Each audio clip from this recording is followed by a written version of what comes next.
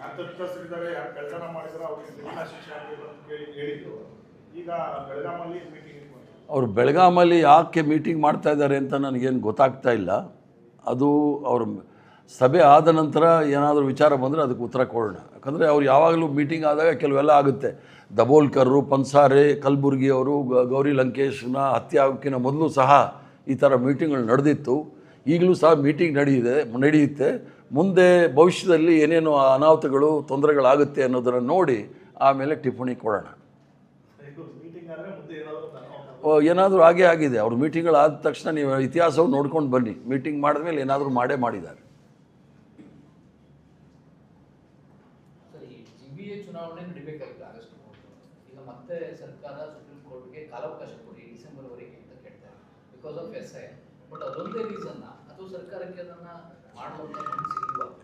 ಸರ್ಕಾರಕ್ಕೆ ನಾವು ಚುನಾವಣೆ ಮಾಡಲಿಕ್ಕೋಸ್ಕರ ರೆಡಿಯಾಗಿ ಮ್ಯಾನಿಫೆಸ್ಟೋ ಎಲ್ಲ ಕಮಿಟಿಗಳೆಲ್ಲ ಮಾಡ್ಕೊಂಡಿದ್ದೀವಿ.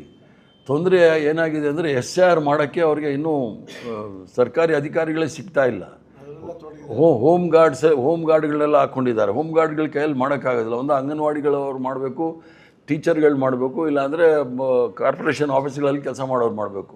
ಆದ್ದರಿಂದ ಅಧಿಕಾರಿಗಳ ಕೊರತೆ ಇರೋದರಿಂದ SIR ಮಾಡೋಕ್ಕಾಗ್ತಾ ಇಲ್ಲ. ಅದೇ ಸಂದರ್ಭದಲ್ಲಿ ಯಾಕಂದರೆ 29 ಜುಲೈವರೆಗೂ ಇವರು SIR ಮಾಡಬೇಕು. ಈಗ ಅವರು ನೀವು ಅಧಿಸೂಚನೆ ಹೊಡಿಸ್ಬೇಕಂದ್ರೆ ಈಗ ಜುಲೈ ತಿಂಗಳಲ್ಲೇ ಹೊರಡಿಸ್ಬೇಕು. ಒಂದು 15ನೇ ತಾರೀಕು ಇಲ್ಲಾಂದರೆ 30ನೇ ತಾರೀಕು ಒಳಗಡೆ ಹೊರಡಿಸ್ಬೇಕು. ಅದಾದ ನಂತರ ಎಲೆಕ್ಟ್ರಲ್ ರೋಲ್ಸ್ ಮಾಡಬೇಕಲ್ಲ, ಅದನ್ನು ಕ್ಲಾರಿಟಿ ಇಲ್ಲ. ಯಾವ ಎಲೆಕ್ಟ್ರಲ್ ರೋಲ್ಸ್ ಮೇಲೆ ನಾವು ಚುನಾವಣೆ ಮಾಡಬೇಕು ಅಂಥೇಳಿ ಅದಕ್ಕೆ ಸರ್ಕಾರದವ್ರು ಹೋಗಿರೋದಲ್ಲ.